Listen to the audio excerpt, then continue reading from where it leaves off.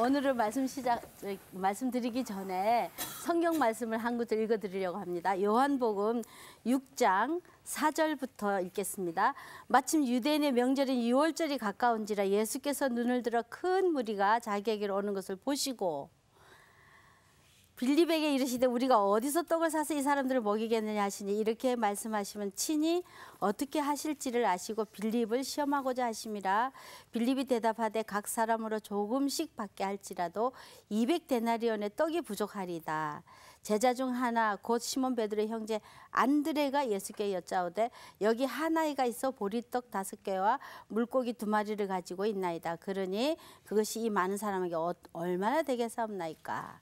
그래서 이제 나머지 보면은 예수님께서 이것을 받아서 축사하시고 다 앉혀서 나누어 줘서 먹은 사람은 5,000명이고 12바구니가 남았다. 그런 말씀을 아시죠? 네. 그런데 여기서 여기는 5개의 손이 나와요. 여러분 생각나시는 손을 말씀해 보시죠. 첫 번째. 아이의 손? 아이가 도시락 여기 보리떡 5개 물고기 2마리 있어요 하고 이렇게 드리는 아이 손. 또 그다음에 예수님. 그걸 받는 예수님. 예수님 손. 또 그다음에 그걸 나누는 제자들의 손? 예, 나누는 제자들의 손. 또 받아 먹는 사람들의 손. 다 있죠. 제자들은 나눠주기도 하고 남은 걸 거두기도 하고 그리고 안드레 손은 아이한테서 받아다가 예수님한테 건네주는 통로 역할을 하는 손 다 들어갔죠. 그런데 다 나왔잖아요. 그렇죠? 하나는 뭐죠? 하나님. 축사하시는 손? 아니 예수님 손 받으면서 예수님 손은 받아서 축사했잖아요. 기도하는 손은 됐고요. 여기 성경에는 안 들어있는데 제가 알려드리려고 그래요. 그 맞히면은 제가 딱 맞춰봐도 돼요. 맞추면 예. 못 맞추겠지만 그 물고기 2마리와 떡 5개를 준비한 어머니의 손 아니에요? 와 맞습니다. 예, 엄마 손이에요. 와. 우리가 잊어버리고 있었죠. 웬일이야? 엄마가 그거를 음식만 준비한 게 성경책에는 안 나왔는데 아까 우리가 엄마가 아이들을 위해서 뭐 다 자기는 밥만 이렇게 했잖아요. 그것처럼 우리 엄마들 요즘 엄마들은 보면 얘들아 이거 먹으면 너 혼자 다 먹어라. 다른 애들 주지 마라. 아이고 내가 얼마나 고생하고 이거 만드는 건데 이렇게 말하고 싶은 유혹이 있죠. 그런데 또 기도할 때 하나님 우리 아이 잘 되게 해주세요. 우리 아이가 1등하게 해주세요. 그러면 다른 애들은 어쩌라고. 2등만 해야 다른 애들. 다른 애들은 2등만 하고 꼴찌만 하고 그러잖아요. 그런 상황 속에서 이제 이 엄마는 그래도 이런 거 먹을 거 있을 때는 나눠 먹어야 돼. 그걸 아이들한테 가르친 거예요. 그러니까 안드레 아저씨가 이제 빌립한테 예수님이 그랬잖아요. 이거 어디 가서 어떻게 찾아? 먹을 거 좀 찾아봐. 이 사람은 어떻게 먹여? 가서 조사 좀 해봐. 빌립을 시험하기는 했지만 제자들한테 기회를 주고 대화를 나눴잖아요. 하나님한테 하나님 어떻게 할까요? 그러면 제자들 손도 필요 없지. 하늘에서 만나와 메추라기가 떨어지듯이 그 베세다 들판에 사람한테 직접 착착착착 할 수 있는 능력이 예수님이 있어요. 그런데도 불구하고 예수님은 그 방법을 사용 안 하고 제자들에게 기회를 주고 안드레 보고 찾아오긴 기회를 줬단 말이에요. 분명히. 그러면 이 아이가 모르는 아저씨한테 아저씨 이거 갖다가 예수님 갖다 드리세요. 그렇게 말할 수 있냐고. 그래도 안드레 아저씨가 그래도 조금 안면이 있으니까 아저씨 여기요 이렇게 했을 것 같다는 거죠. 그럼 그 아이는 부잣집 아이였을까? 가난한 집 애들이었을까? 어떻게 그렇게 마음이 예쁠까? 어떻게 그 엄마는 그 아이를 그렇게 잘 키웠을까? 이거를 알 수 있는 비밀이 보리떡에 있어요. 보리떡에 보면 요한계시록에 쓰여졌던 AD 95년 당시에도 보리떡은 하루 일하는 품삯이 1데나리온이었어요. 그럼 보리를 석대를 사는 거예요. 보리 석대를 사서 먹고 밀은 1데나리온으로 1대밖에 못 샀어요. 그리고 보리는요 아주 척박한 땅에서 자랐어요. 기름진 땅, 좋은 땅에는 밀이 자랐어요. 그럼 보리떡을 먹는 우리 개떡 좋아하듯이 보리떡을 먹는 사람은 부자보다 가난한 사람이었을 거라고 살짝 짐작이 돼요. 양질의 탄수화물을 위해서. 아, 다이어트 하는 사람이에요. 그거는 요새 얘기고. 그다음에 열왕기상의 사장에 보면요. 저기 낙이랑 말에 사료로도 보리를 먹였어요. 그리고 우리 잘 알죠. 시어머니를 보리밭에 가서 주워가지고 땅에 떨은 이삭 주워갖고 도와준 생각나죠? 룻이죠? 흉년이 들었을 때 남편도 죽고 시아버지도 돌아가시고 혼자 계신 어머니 하나님이 나의 하나님이에요 하고 가라고 내쫓는데도 쫓아가서 추운데 뭐 춥지는 마음이 추웠겠죠. 날씨는 그랬겠지만 아무튼 그거 주워다가 어머니 갖다 드린 정말 가난한 상황에서 보리 이삭이 소중하게 쓰여진 거니까 가난한 분이었을 거라고 생각이 들죠. 그러면 자녀에게 이 나눔의 생명의 원리, 나눔의 사랑의 원리를 가르쳐준 엄마의 사랑이 가득 담긴 이 손, 바로 여러분들이 이 방송을 듣고 계시는 여러분들이 그 손의 주인공이 되시길 바랍니다. 그러면요, 진짜로 요한복음에서만 한 아이란 얘기가 나와요. 근데 마태복음, 마가복음, 누가복음에는 아이란 얘기 안 나와요. 그러니까 우리가 이제 목사님이 하실 때 보면 항상 하나님이 축사하셔서 나누고 5,000명 먹였다는 이것만 생각하지 보리떡을 바친 아이가 어떤 삶을 살았을까? 어떻게 안드레한테 그걸 줬을까? 우리가 성경 말씀에 나와 있지 않는 그 행간, 까만 건 글씨고 하얀 건 종이, 그 종이에 해당되는 부분에 있는 거를 창의적으로 창조적인 상상력을 동원하면 훨씬 더 이웃사랑을 잘할 수가 있어요. 그러면은 요한복음 하나만 딱 읽으면은 끝나지만 마태, 마가, 누가 복음에서도 이거를 어떻게 전하고 있을까 하는 걸 보면 조금 더 종합적인 복지 선교를 할 수 있는 답이 나와요. 이렇게 보면은 마태복음 14장에서는 병자를 고쳐주고 저녁이 됐다 그랬어요. 그러니까 먹을 걸 주면서 의료 선교를 같이 병행했다. 그러니까 먹는 것만 하면 안 되겠구나. 힌트가 하나죠. 두 번째는 마가복음 6장에서 보면 너희가 떡 몇 개 냈는지 가서 보라 하시니 알아봤다. 그러면 우리가 할 수 있는 일이 뭔지, 우리 교회 안에 어떤 자원이 있는지 이거를 알아보는 것이 중요해요. 무턱대고 나방이가 불에 덤벼서 나 사랑해야 돼 하고 막 덤비다가 보면 상처받아갖고 싫어 안 해. 이럴 수가 있어요. 그러니까 나와 함께 뜻을 같이 하고 기도를 같이 하고 믿음의 분량이 비슷한 자매님 형제가 누굴까? 그분은 오카리나를 잘 불어. 그분은 수지침을 잘하더라. 그분은 마음이 아플 때 정말 뜨겁게 끌어안고 기도를 잘하시더라. 그럼 그 집사님 꼭 모시고 가야지. 이런 것들을 계획을 해볼 필요가 있어요. 그다음에 요한복음 6장 5절에 눈을 들어서 큰 무리가 오는 걸 봤다 그랬어요.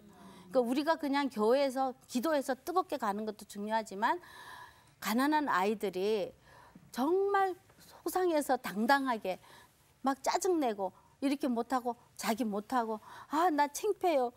뭐 팔린다고 얘기하잖아요. 뭐 팔려서 못해요. 나 살기 싫어요. 이렇게 얘기할 때 아이들이 그래도요. 우리가요. 답답할 때는 담배를 펴야 돼요. 이거 중학교 고등학교 때 하는 얘기예요. 그거 아니야 라고 말하기 참 상담하기 어렵죠. 그럼 이 아이들을 이 청소년들에게 어떻게 접근하는 게 좋을까? 아이들이 그렇게 힘들어할 때는 어떻게 위로하는 게 좋을까? 이런 것들을 좀 간접 자료 책이나 이런 거 보고 조사를 해볼 필요가 있겠죠. 그렇죠. 사전에 상황을 파악을 해야 돼요. 그래서 이제 그렇게 가면 이 요한복음 6장 9절에 한 아이가 냈잖아요. 교회 내부에 한 아이가 가지고 있는 보리떡 5개와 물고기 2마리에 해당되는 게 뭘까? 목사님 뭘 그런 걸 따지세요. 우리가 헌금 냈잖아요. 그냥 돈 보내주고 그냥 우리 바빠요. 우리도 먹고 살기 바빠요. 이럴 수도 있지만 그게 아니고 내부에서 우리 동네에 누가 이렇게 어려운 아이가 삽니다. 이런 사람이 필요합니다. 우리가 갖고 있는 우리 여성교회, 남성교회, 여전도회, 남전도회 학생들이 이렇게 할 수가 있습니다. 아유, 13 더하기 5 하면 135라고 쓰는 애가 있다. 있어요. 그러면 우리 교회에 학생회랑 청년들이 가서 그 아이랑 멘토, 멘티가 돼서 그걸 가르쳐주면 참 좋아하겠죠. 에델발스 이 노래 아는 사람 하니까 초등학교 4학년짜리 손을 번쩍 들었대요. 너 어디서 배웠냐? 그랬더니 지역아동센터에 어떤 대학교의 선생님이 여름에 봉사 와서 가르쳐줬대요. 근데 에델바이즈 한글로 에델바이즈 이렇게 그렇게 해갖고 가르쳤는데 이거를 애가 탁 불렀는데 얘가 완전히 왕따였는데 그 노래를 부르고 나서 이 아이가 완전히 친구들이 어머 너 그거 어디서 배웠니? 나도 가르쳐줘라 해갖고 친구들이 막 이렇게 대화를 하고 사랑받게 됐대요. 근데 너무 재밌는 게 이 아이가 그 대학생 언니가 갈 때 남자 대학생 누나가 일주일 딱 봉사하고 갔는데 갈 때 울면서 누나 가고 나면 나는 어떻게 살라고. 그 짧은 닷새 동안 얘기했는데 그렇게 사랑에 푹 빠지고 의존을 한 거예요. 그러니까 이런 아이들을 만나주는 것. 우리 엄마도 해주세요. 엄마? 네 엄마 있잖아.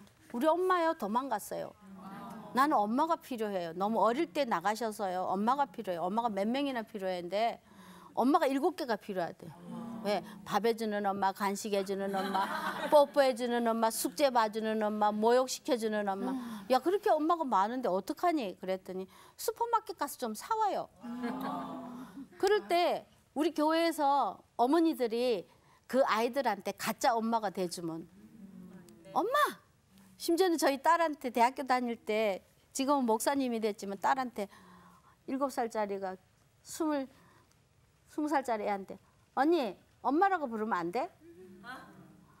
우리 엄마한테는 엄마라고 불러. 나는 좀 부담스럽다. 그렇게 얘기했대요. 이모. 그렇죠. 이모죠. 언니면 되죠. 언니. 그렇게 했던 아이들이 지금 다 20살이 넘고 결혼하고 해서 지금도 연락을 해요.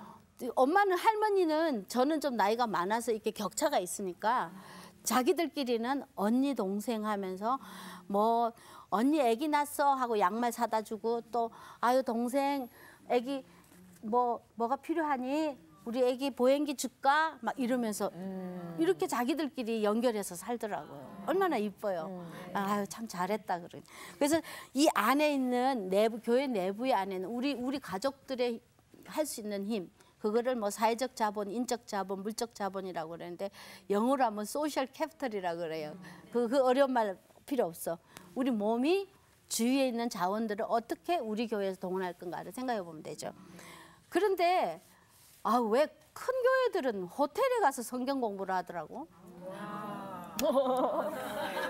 아니 그리고 꼭 뭘 하면 호텔에 가서 뭘 먹더라고? 그죠? 그거 조금만 아낍시다. 조금만 아껴서 정말 한 끼라도 따뜻하게 나눠 먹을 수 있는 그런 자원 낭비하지 맙시다. 이 겨울에 얘기하고 싶죠? 아까 이 연사 막 이렇게 하시는데 이것도 좀 외쳐주세요. 알겠습니다. 예. 그다음에 요한복음 6장 10절이랑 마가복음 누가복음에서 사람들을 앉게 했다 그랬어요. 몇 명씩 앉게 했을까요? 성경을 자세히 읽어야죠. 성경에 딱 보면 누가복음에서는 50명씩 앉혔고 마가복음에서는 100명씩 50명씩 앉혔어요.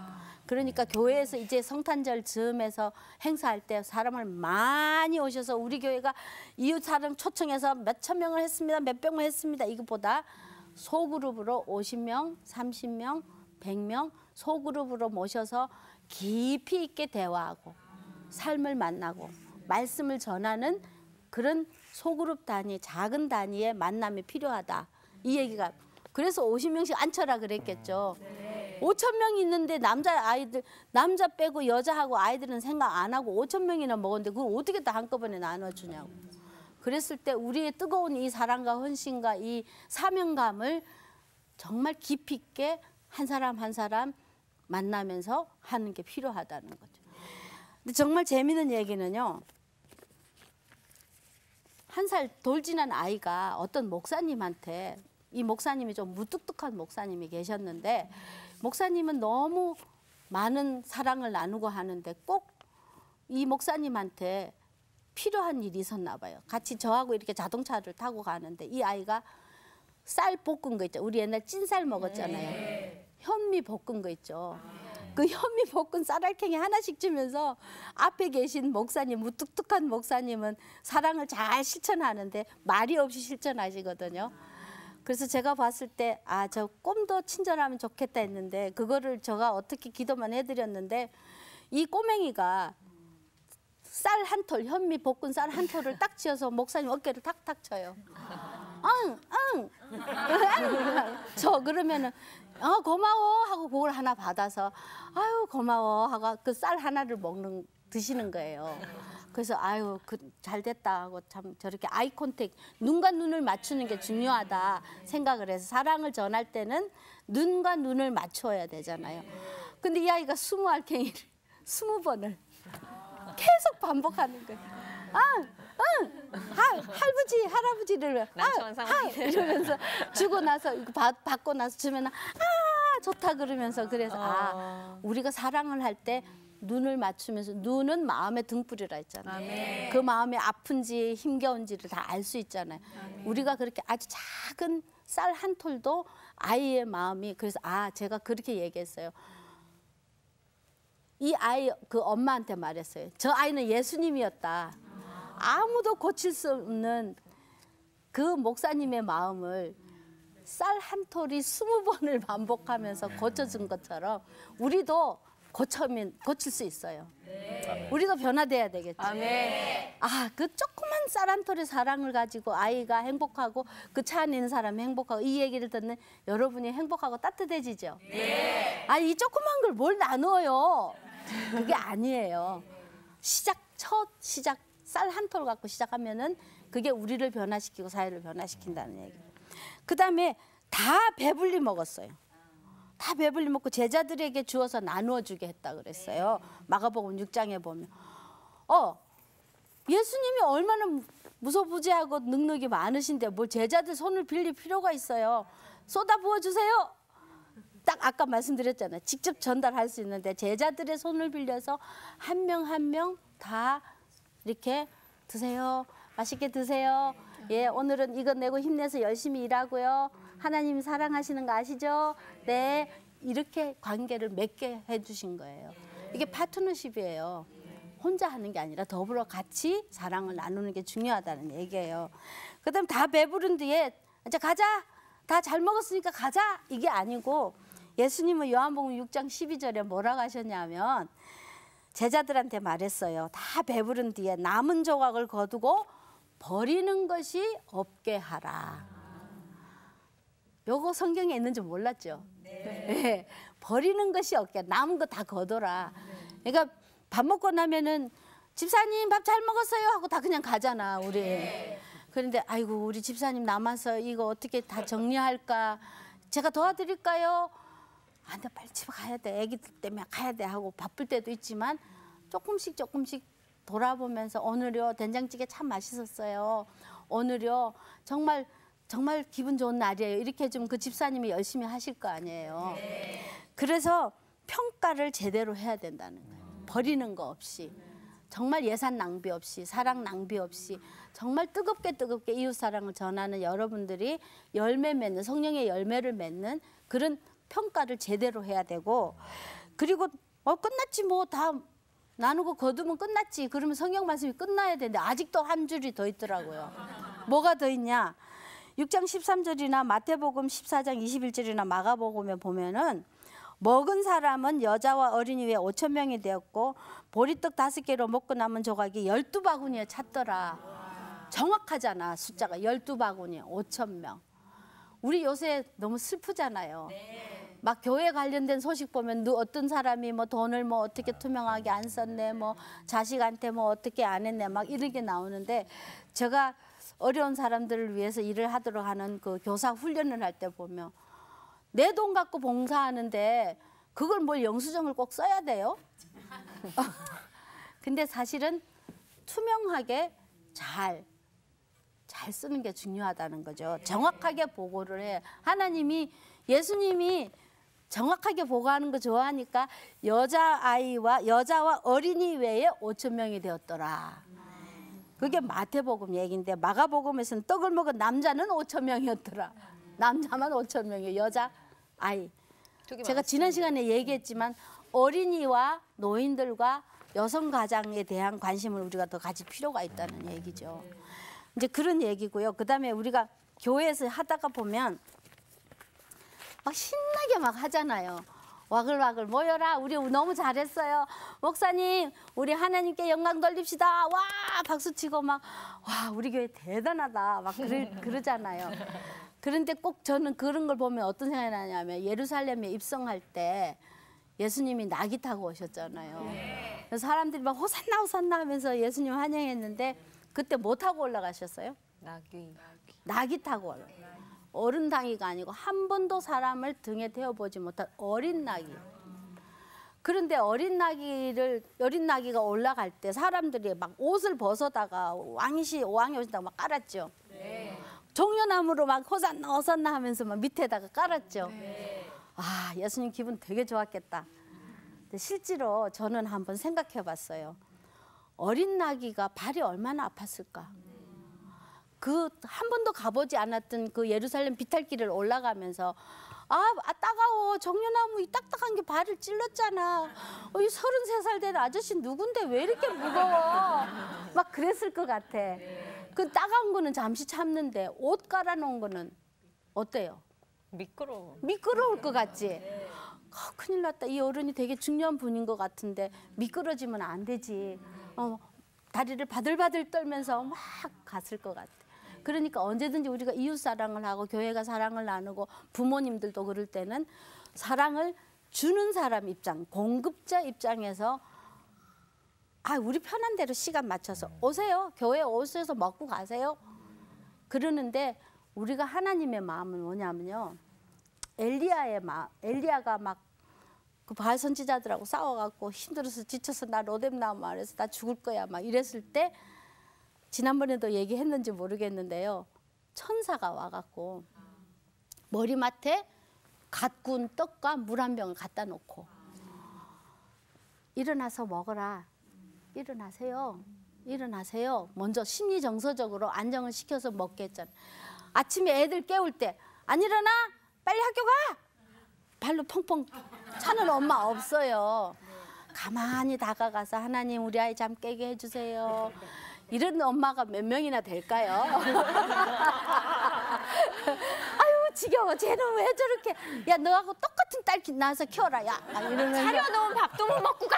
그러죠. 막 그럴 정도로 한 때인데 정말 하나님의 천사는 엘리야를 위해서 40주 40야 호렙산에 갈 때까지 지속적으로 했어요.